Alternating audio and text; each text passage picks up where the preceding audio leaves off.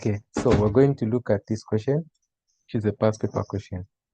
And the past paper question says, first part says explain the content of the 5 parts of the Zambian constitution. Then part B says write on the following forms of what the constitution, which is number 1, rigid, and number 2, what, flexible. So we're told to do that. Before I go on to kind of explaining, maybe there's what idea do you have? Somebody asks you about the contents of the Zambian constitution. What can you tell them?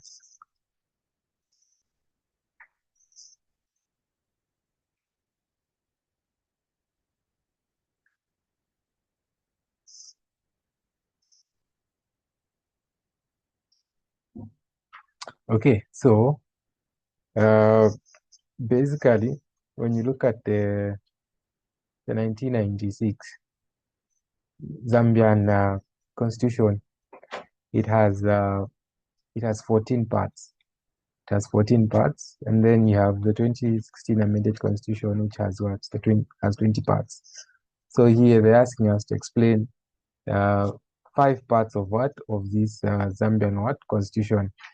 So we're going to explain the parts, the 14 parts. We just pick 5 of what? Of them. And then what we explain. But then before we go on to explaining, since this question here is on the constitution, this question here is on the what? Constitution. So what is what? What is this constitution that we're talking about? So a constitution is just a body of fundamental rules and principles that establish the structure of the government, that define the powers of the state, and that protect the rights of what? Rights and freedom of the citizens.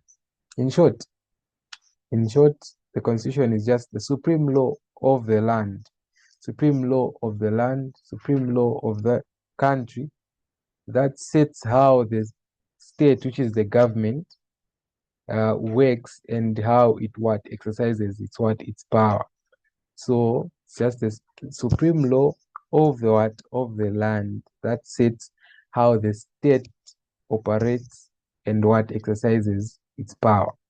That is the constitution. So now what do we mean when we say supreme law of the land? So supreme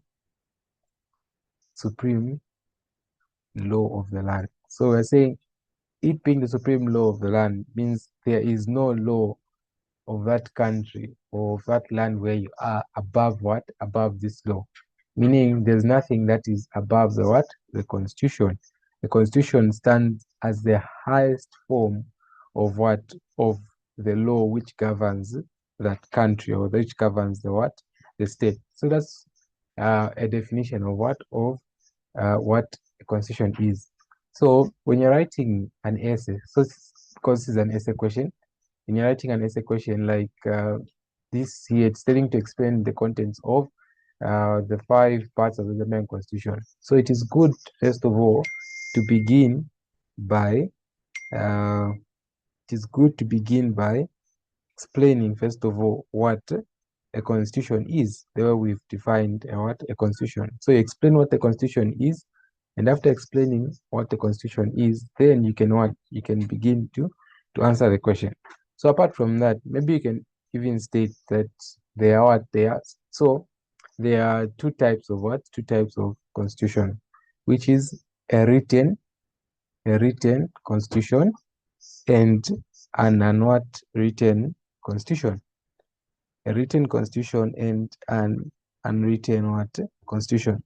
So what is the difference between these 2 constitutions? So the difference is that one is documented and especially documented into more of one formal document, and then the other is not documented. We have a written constitution and you have an unwritten constitution. So with the written constitution, it's written in one formal document, like how Zambian constitution is. It's written in one formal document, while the unwritten constitution is not recorded or written down into what one formal document. So that means that it can be what written in many literatures, but does not contain in what in one document. So of course, we're not going to look at today more on what the advantages and disadvantages of written constitution. I can share the notes on that, but our focus is on the parts of what? The parts of the constitution. So now, going to the parts of what? Of the constitution. So the 1996 Zambian constitution, in fact, every constitution begins with a preamble, which is an opening statement which is made about what? An opening statement which is made about any constitution. So that just summarizes. So the preamble summarizes what is in the what in the constitution. It summarizes and expresses what is what in the what in the constitution. So for us as Zambians, we have our own preamble, which acknowledges that the acknowledges the supremacy of what of God, because Zambia being a Christian nation, then it states how um, it upholds the law of the law of the land. Then we're saying it upholds also what human rights. It states that it resolves to saying the people that are in the that are in the country are the ones that have selected this to be to be the supreme law of the land. So a preamble is just an opening statement that summarizes what the constitution is about. Okay, so now let's go on uh, to understanding and explaining what the five contexts of the Zambian constitution. So we have this part here. So this is extracted from the 1996 amended Zambian constitution. So this tells us, so they said 5 parts. So it has 14 parts. So the 1996 has 14 parts. The 2016 amended constitution has 20 parts. So telling you to explain so to explain, we'll use the 1996 to explain. And I have picked the first 5 since they've just said for us to explain 5 parts of the Zambian constitution. So number 1, or the first part, which is the title of that, is the national sovereignty and the state. National sovereignty and the state. So now, what is in this part of of the constitution? So what this says is just the supremacy of the constitution. So this part establishes that the constitution is the highest law of Zambia, meaning that no person, no institution, no law or government authority is above it. Meaning that the constitution is itself above everything else. No person, not even the president, not even whoever, the chief, whoever, what institution is above this constitution. Then saying so if a parliament passes a law, or the president issues a decision, or a government office or a government officer acts, and the action contradicts the constitution, then we're going to say that action is now or void. So there's nothing, whatever.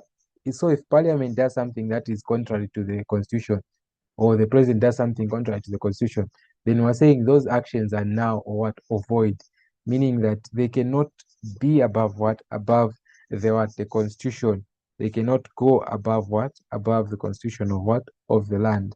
So it is it is supreme. It is the highest of it all. So now, as you are writing now this essay, you're not writing it in points. So let me also state this: as you are writing the essay, you're writing it in paragraphs. So let me go back here. So this is 12 marks, right? So in your 12 marks, you would say, so maybe in paragraph 1, you've defined what the constitution is. And you've defined what the constitution is, paragraph 1. And then in paragraph 2, so after defining, let's say you define the constitution, it's supreme law of the land, which states how the government and the state works and exercises its powers. Then you can then state that the Zambian constitution has what? The 1996 Zambian constitution has 14 parts, and then it opens with what? With a preamble, which is just a summary of what is there. Then now in the second paragraph, also now you can begin to say,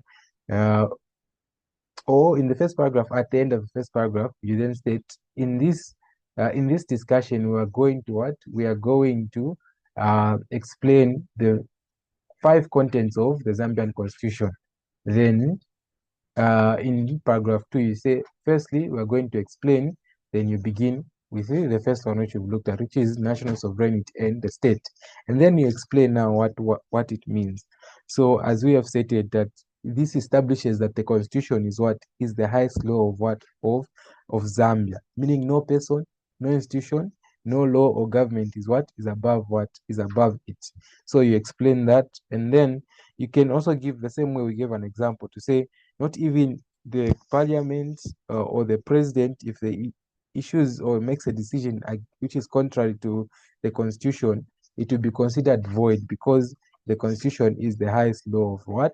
Of the land. So in short, what we're saying, it protects it protects citizens from what? From abuse of what? Of power, and ensures rules of what? Rules of the law are what? Are followed. So it protects us from what? From being abused by what? By people that are in power. Meaning that the people that are in power, they cannot do anything that is contrary to the constitution. If they do anything contrary to the constitution, then we as citizens of what? Of the country, we can what? We can question them by that, and then we can what? We can follow up by that. Okay.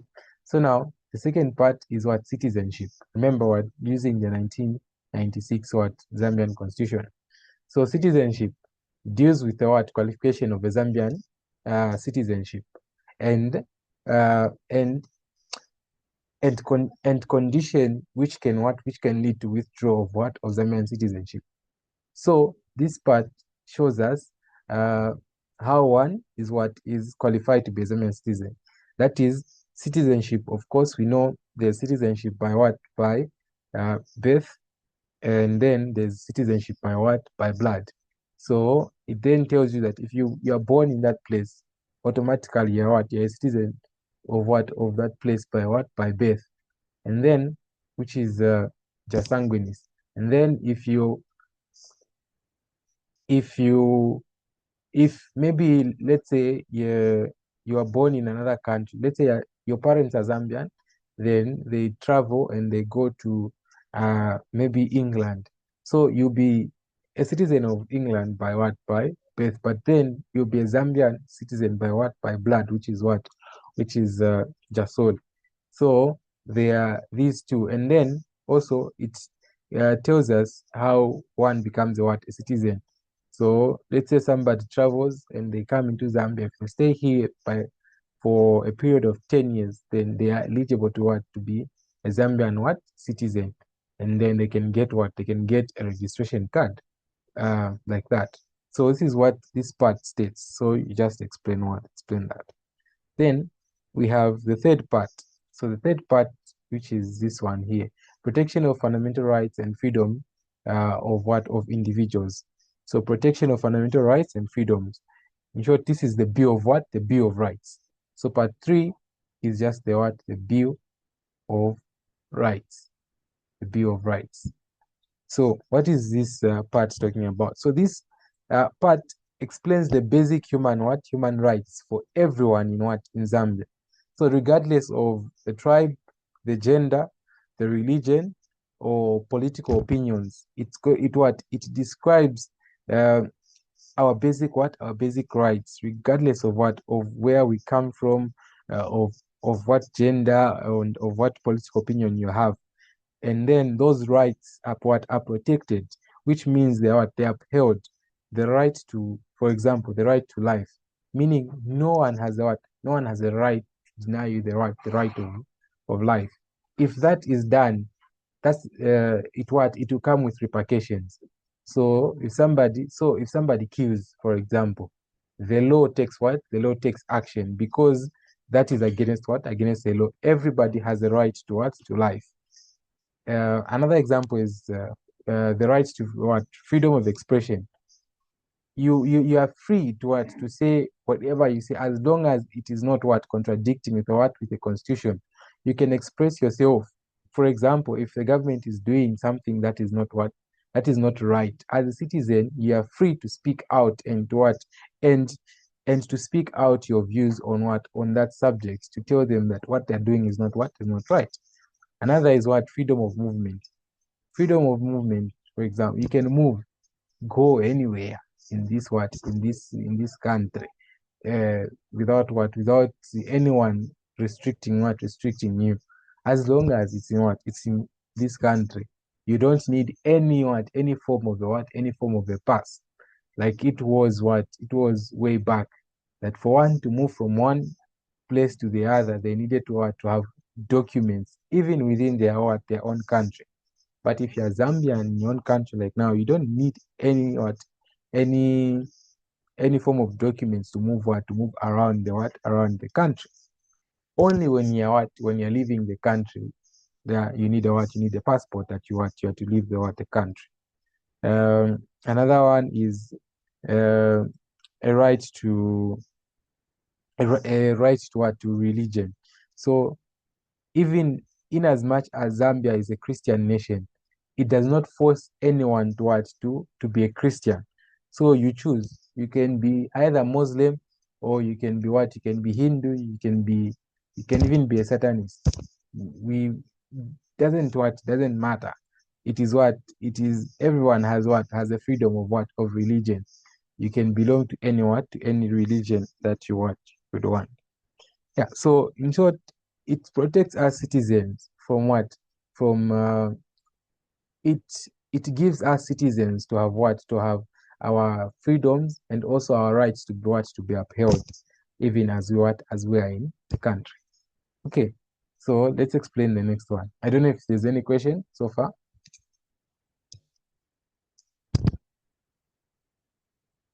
Is there any question?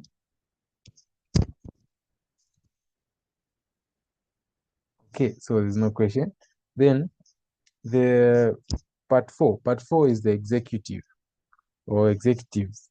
So the executive, this part establishes the executive branch, which is responsible for running the country. So the government is run on on three organs, which is the executive, the legislature, and the judiciary.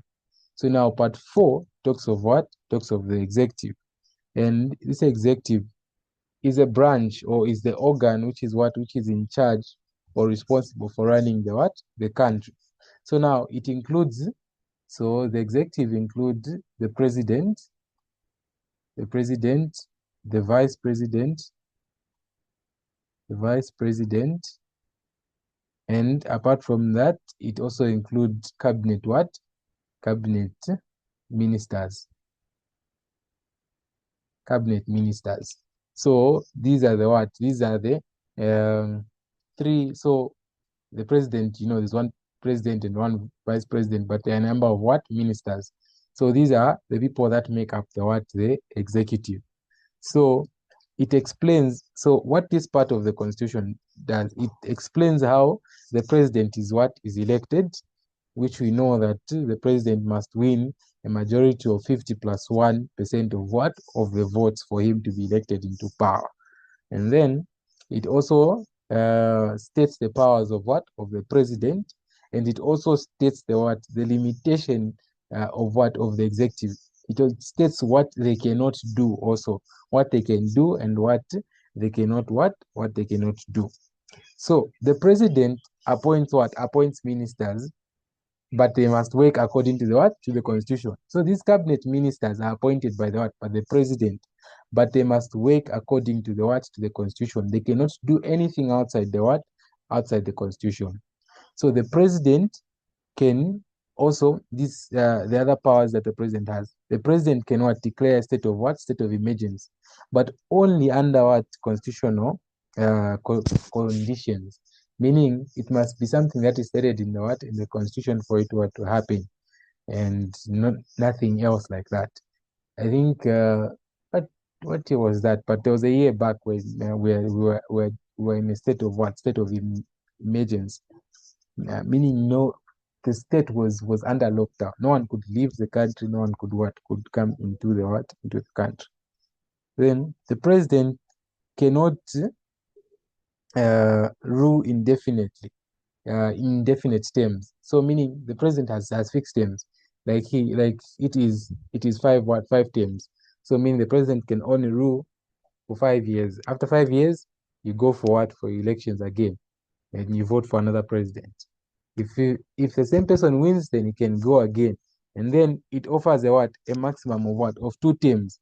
Meaning if you rule for 2 terms, which is a term is 5 years. So if you rule for maybe 10 years continuous, you can't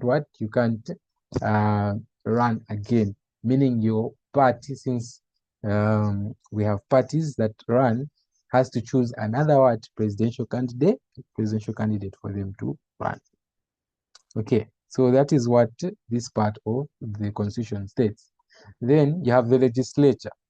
So the legislature, which is just made up, or is the parliament. So this part establishes the parliament. So whose main role of the parliament is to make laws.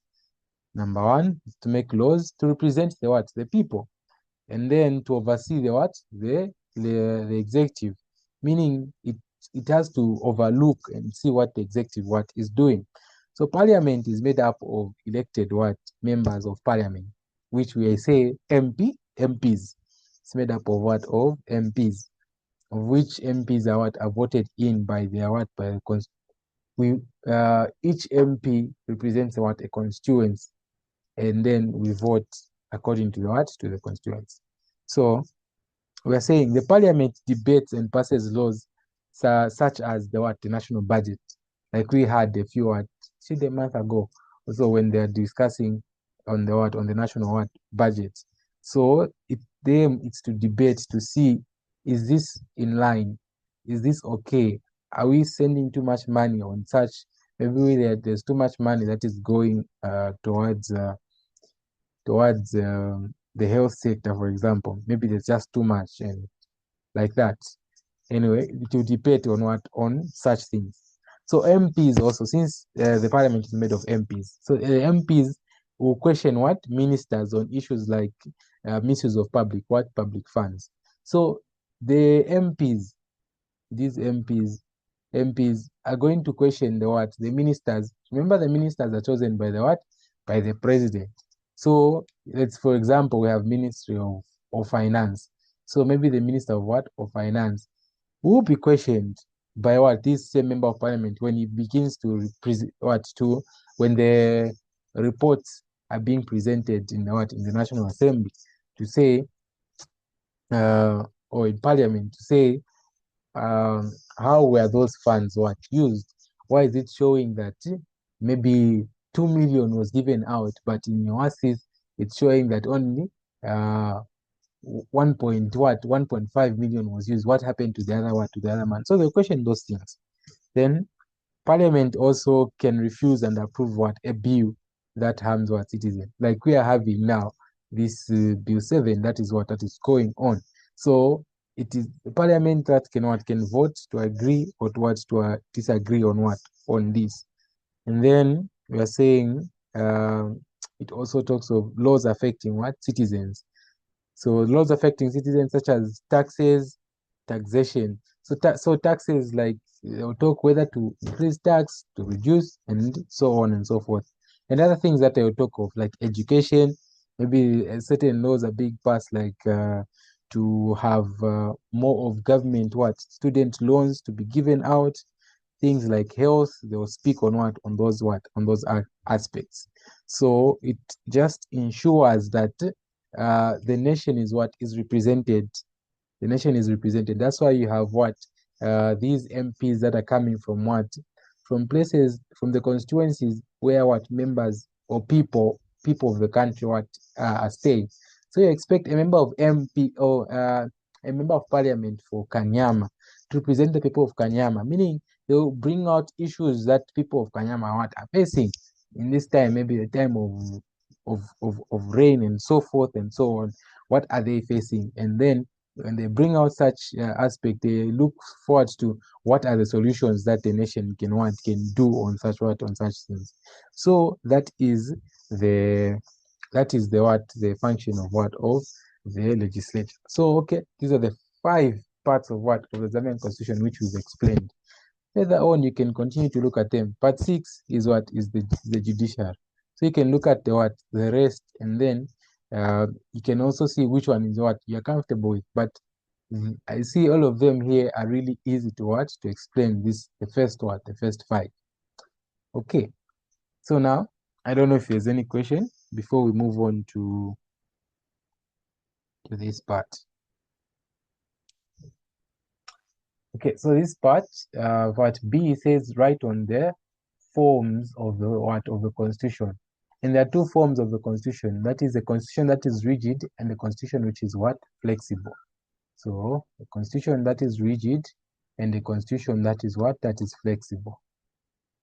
Those are the forms. So if I say types, meaning you're talking of written and unwritten. If I say forms, they're talking of these it being rigid or it being flexible. So let's start with rigid. Let's start with rigid. So rigid, a rigid constitution is one that cannot easily be amended. Meaning this constitution cannot easily change. It cannot easily change. It requires a special procedure for it to change, such as voting. Like parliament maybe has to vote like 2/3 of the parliament has to vote maybe for it to change, or maybe it can only be changed by an approval of a referendum. Referendum, that's RFERENDUM,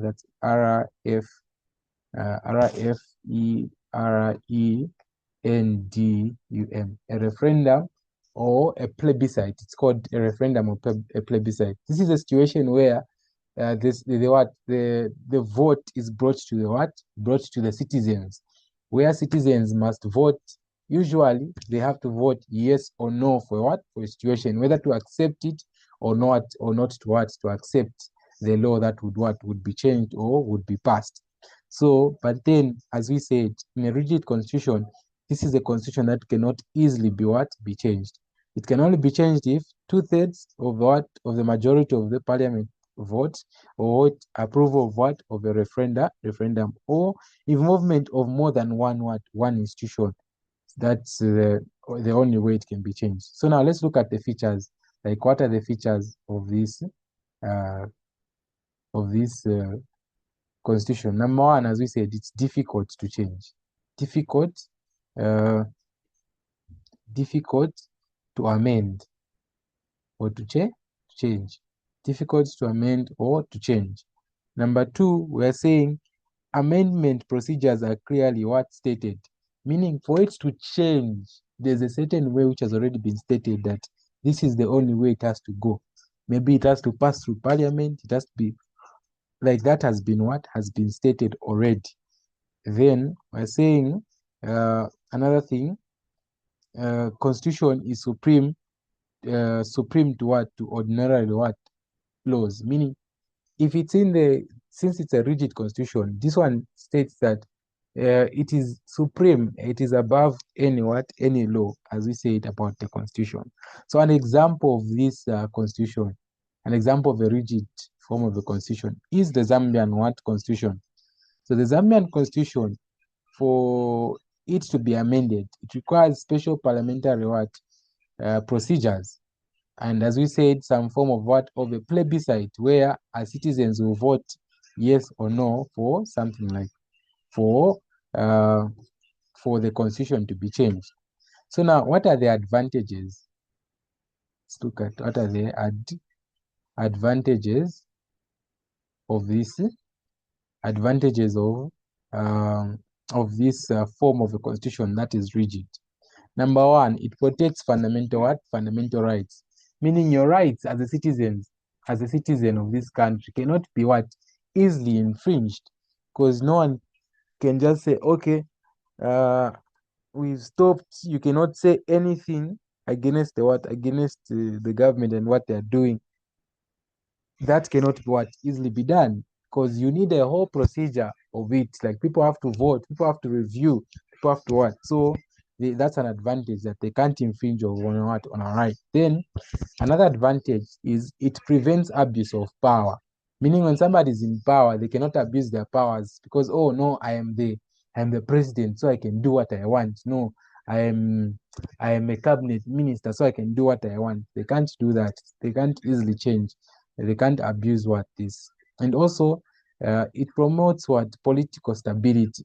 So because it cannot easily change, it means that um, when a certain political party is in power, meaning if they can't change, when another one comes, there will still be what? There will still be the same laws that will be what will be governing the country. So that's another advantage. Then the disadvantages is slow response to social and political changes. So when you're having social changes, it is very slow to implement this. Maybe you want the constitution to consider more of what of women like that in the constitution. Maybe it does not speak more of that. It's going to be slow because it's not that it's a bad thing, but it's just that the way of amending it is what is slow, and it is what it is hard to amend. So it's going to make the process slow. Another thing is it can block necessary reforms. There are some things that maybe we would need to change in the constitution. But then, because it's so hard to change, you find that things are not changed. So it will block the necessary reforms that may be needed for change.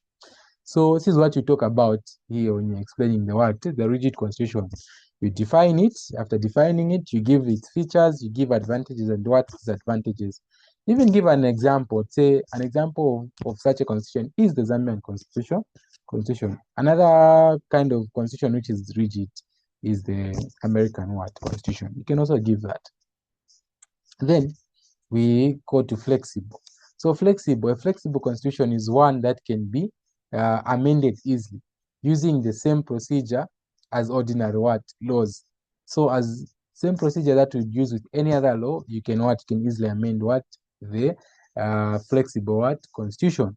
There's no special or rigid amendment process said with the like we said with a rigid constitution where you'd have to go for a referendum, or if not a referendum, you maybe have to what? You maybe have to get a third of a party of the votes. So there's that to it. So what is the features? So features, it's number one, easy to to amend. So we are saying the features of a flexible constitution. Features, number one, easy to amend. So you include this, but you'll be stating them. So there'll be sentences. So you say features of a flexible constitution are number one, or firstly, it's easy to amend, comma, then you state the next one, which is Parliament has wide powers on this one. Then you're saying courts have limited powers to challenge the laws. Courts have limited powers to challenge the laws. Those are some of the features of it. Then you'd say an example. An example of this is the United Kingdom Constitution, because largely it's unwritten, meaning it's not in one formal document. It is in a lot of documents. So it is flexible. You can easily change it like that. So advantages of the flexible one is it adapts quickly to change. So meaning if there's something that you need to change so quickly, you can change it. Number two, it allows smooth policy reforms. There are some things that are necessary for us to change that maybe in the policies that we need to change. So it will allow an easy and smooth way of changing this. Then it's suitable for evolving societies. Maybe you're not in a stable society which keeps on changing. And if you have a flexible constitution, meaning you can easily change that also because you are changing. So disadvantages of this flexible constitution. Number one, it is a risk of abuse by the parliament, because it does not require for example, it does not require a referendum. So meaning the parliament can change, easily change the laws, and us as citizens would have nothing to say about it. Then another thing is fundamental rights can easily be altered. Maybe there are rights that are very essential. It can easily change them. You could find maybe somebody cannot, if somebody passes a law to say others should not travel, for example, within the country from one part to the what without having a document, and then it goes through because your constitution is flexible and it goes through only by the vote of the parliament and without any of us citizens to say it would be bad it would affect the citizens badly, and that fundamental right which you have of movement could be affected. So this is another disadvantage of this flexible constitution. So that is all about it. Okay, so this is all about our lesson today on the five explaining 5 parts of the Zambian constitution and writing or explaining the forms of the constitution. I don't know if you have any question. Do you have any question?